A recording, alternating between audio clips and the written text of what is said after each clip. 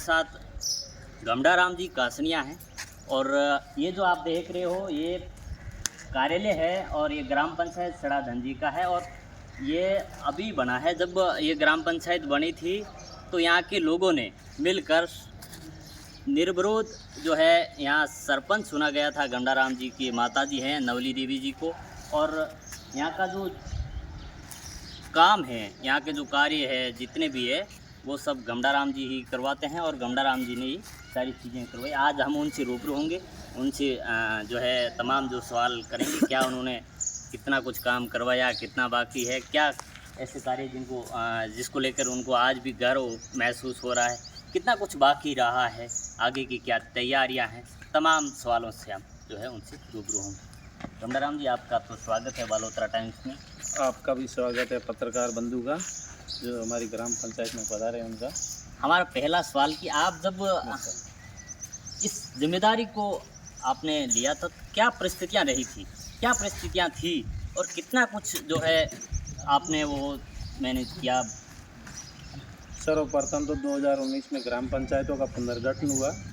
पुनर्गठन में जो पिछली सरकार थी उस टाइम की, उसने हमारी ग्राम पंचायत का सड़ा से अलग करके सड़ा धंजी ग्राम पंचायत बनवाई। उसके बाद में कोविड आ गया 2 साल। कोविड में परेशानियों, लोगों की बाहर जाना आना बंद हो गया था, बहुत सारी परेशानियां थी। और जबकि मेरी ग्राम पंचायत में यहाँ आने जाने के लिए रास्ते बिल्कुल है नहीं। हमारे पूर्व में सड़ा ग्राम पंचायत थी, उस सड़ा से सड़ा धंजी जाने के लिए बिल्कुल रास्ता नहीं था, बीच में अवरुद्ध था, बंद था। तो मैंने ये प्रण लिया शुरुआत में कि मेरी ग्राम पंचायत में 100% रास्ते हो। और मुझे मन में इच्छा थी कि मैं रास्ते मेरी ग्राम पंचायत के सभी लोगों को आने जाने के लिए मतलब रास्ते कटवा दूं। और धीरे धीरे ग्रेवल होगा, कहीं डामरीकरण होगी, जैसे जैसे व्यवस्था सरकार थी और सरकार ने रास्तों के लिए मेरी हेल्प की। और हेल्प से जितने लगभग आज की स्थिति में 95% रास्ते सड़ा धंजी ग्राम पंचायत में हो चुके हैं। बिल्कुल। जी चीज़ जो है कोविड की आपने बात की, ये आया था महामारी, तो एक वैश्विक महामारी थी, एक आपदा थी और लोगों में एक कहीं न कहीं भय था। उसको आपने किस रूप से जो है लिया? कोविड में लोगों को घर रहने की सलाह थी। जो राज्य सरकार की पालनाओं के आधार पर जो मतलब नियम थे, उनके आधार पर सभी को घर में रहना, सुरक्षित रहना, अलग अलग रहना और बाहर नहीं जाना। जैसे कि ग्रामीण इलाकों में तो मतलब कोविड की ज़्यादा इतनी महामारी नहीं थी, परंतु शहरी इलाकों में ज़्यादा थी। हमारे तो यह ग्रामीण इलाका भी पड़ता है, इसमें ज़्यादा कोविड का कोई, मेरी ग्राम पंचायत में तो कोविड का गिना चुना ये 1-2 ही आया, नहीं तो बाकी कोई था नहीं कोविड। बिल्कुल, ये तो था जो है कोविड महामारी की बात कर। अब एक लिम्पी जो बीमारी आई थी पशु में, क्योंकि पशुधन हम जो ग्रामीण लोग हैं और पशु से हम जुड़े हुए हैं और उन्हीं पर हमारी जो अर्थव्यवस्था टिकी हुई है। जब लम्पी का ये जो प्रकोप जो पशुओं में फैला था, तो उसको लेकर कितना कुछ जो है किया? लम्पी की बीमारी में हमारे यहाँ पशु चिकित्सालय जो था, उनके सहयोग से भी गायों या मतलब पशुओं का इलाज हुआ। उसके बाद में भी जो ज़्यादातर लम्पी की बीमारी गायों के अंदर थी। और जो भी गाय जहाँ कहीं जैसे कि सूचना मिली कि गाय मरी हुई पड़ी है, तो मैंने मशीन भेज के उसको गड्ढा खोद के ज़मीन के अंदर डलवाया, कहाँ जैसे कि और अधिक कहीं नहीं बढ़ सके। एक जो यहाँ जो हमारा जो ये इलाका है पश्चिमी राजस्थान, यहाँ हम वर्षा पे निर्भर रहते हैं, तो इसको लेकर राज्य सरकार और केंद्र सरकार कुछ न कुछ नीतियाँ लेकर आती रही है। और उसमें सबसे बड़ा होता है कि टाँकों का निर्माण या बावड़ी कुएँ जो है। तो टाँका के निर्माण की बात करें तो आपके सरपंच काल में आपने कितना जो है कार्य करवाए? जैसे कि 2020 में जो ग्राम पंचायत मतलब 19 में हुई स्वीकृत, उसके बाद में 20 में चुनाव हुए जनवरी में, और 5 साल कार्यकाल लगभग पूर्ण हो गया। अभी प्रशासक हैं हम। इसमें लगभग टाँकों का मैंने 450 टाँके मेरी ग्राम पंचायत में नरेगा के तहत करवा लिए। और जैसे कि अपन यहाँ खड़े हैं, इसी ग्राम पंचायत की ज़मीन है जो भूमि दान जो मेरे पिताजी खेताराम सिनोपा जीराम जी कासनिया की तरफ से 2 बीघा ज़मीन दान में मतलब समर्पण की। बिल्कुल। तो ये जो आप देख रहे हैं जो ग्राम पंचायत ये बनी हुई है, ये खेताराम जी कासनिया की डोनेशन की हुई ज़मीन है और उसी पर उन्होंने ये पंचायत भवन बनाया है। जिस प्रकार आप देख सकते हैं ये पूरा विजुअल, और यहाँ की जो चार दीवारी और कुछ कार्य है जो अभी तक कितना कुछ बाकी है वो हम सरपंच साहब से बातचीत करें। ग्राम पंचायत तो पूर्ण रूप से बनकर तैयार हो गई, परंतु जो चार दीवारी है उसमें 50% बनी है।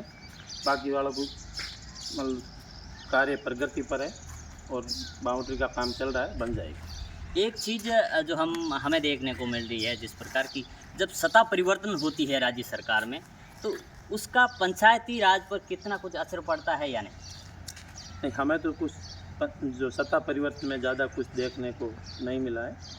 जैसे पूर्व में था ऐसा ही अभी चल रहा है। बिल्कुल। तो अभी जो जिस प्रकार एक पौधा माँ के नाम केंद्र सरकार की एक योजना है, राज्य सरकार और तमाम जो विभाग के लोग हैं इसमें सहयोग करें कि पर्यावरण को हम किस प्रकार से बचाएं और ताकि हम जो है एक सुरक्षित वातावरण में जो है जीवन यापन कर सकें। इसको लेकर एक आपका क्या संदेश है? जैसे कि सरकार की तरफ पौधारोपण का कार्यक्रम चल रहा है, उसके तहत मेरी ग्राम पंचायत में न तो ज़्यादा कोई गोचर है, न ही कोई ओरण है, न कोई पड़त है, या नहीं तो जैसे कि कोई आबादी है। ग्रामीण इलाका है और ग्रामीण क्षेत्रों और ढाणियों में लोग बस रहे हैं। और जैसे कि जहाँ पौधा लगाना है तो पौधा लोगों को ये मतलब मेरी प्रार्थना है कि हर घर में 5 से 10 पौधे प्रत्येक परिवार लगाए। सड़ाधंजी ग्राम पंचायत में 6 विद्यालय है, तो अब जैसे एजुकेशन ही जीवन है और हम जब भी कोई कार्यक्रम होता है तो कहीं ना कहीं आपको वहाँ 100% जो है उपस्थिति आपकी देखते हैं। इसको लेकर आपने कितना कुछ जो है किया है और कितना आपको गर्व महसूस हो रहा है, कितना कुछ बाकी रहा है या क्या? सर्वप्रथम मैं 2020 में सरपंच मतलब चुनने के बाद में जो ग्राम पंचायत की राज्य की उच्च माध्यमिक विद्यालय सड़ाधंजी है, जो पूर्व में माध्यमिक था, और 2020 में ही हेमाराम जी की मेहरबानी से मतलब उच्च माध्यमिक विद्यालय स्वीकृत करवाया गया। उसके बाद में मेरी ग्राम पंचायत में टोटल 6 विद्यालय है, बाकी वाले 5 विद्यालय प्राथमिक थे। और उसके बाद में हेमाराम जी की मेहरबानी से 2 राजकीय प्राथमिक विद्यालय लोहड़ी था, तो उसको भी राजकीय उच्च प्राथमिक विद्यालय लोहड़ी करवाया गया था। नंबर मतलब उसके बाद में जो राजकीय प्राथमिक विद्यालय लक्ष्मणपुरा था, तो राजकीय उच्च प्राथमिक विद्यालय लक्ष्मणपुरा वो भी 8वीं करवाया गया था। और आदर्शड़ा में जैसे नदी के किनारे भी पड़ता है हमारा विद्यालय, राजकीय प्राथमिक विद्यालय सुजाराम रबारी की ढाणी था, तो उसको भी क्रमबद्ध करके बालिका विद्यालय राजकीय उच्च प्राथमिक विद्यालय स्वीकृत कराया गया था। बाकी रास्तों की या ग्राम पंचायत की ये सब देन पूर्व के राज्य मंत्री हमारे आदरणीय हेमाराम जी चौधरी की देन से हमारा ये कार्य सफल हुआ। हमारा एक सवाल और है, आप युवा यहाँ के विशेषकर युवाओं को आप क्या संदेश देना? युवाओं को जैसे कि युवा पढ़ाई करें और हमारे ग्राम पंचायत से IAS, IPS, RS बने, उसका विद्या गौरव और उत्साहित रहे।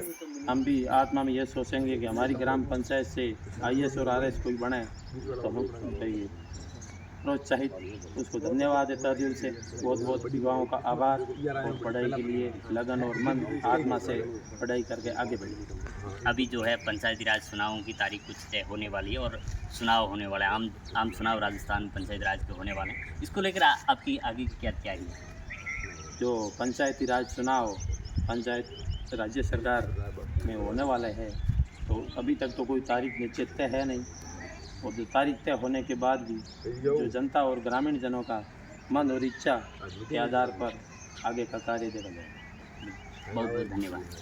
धन्यवाद आप पत्रकार बंधुओं का जो मेरी ग्राम पंचायत में पधारे।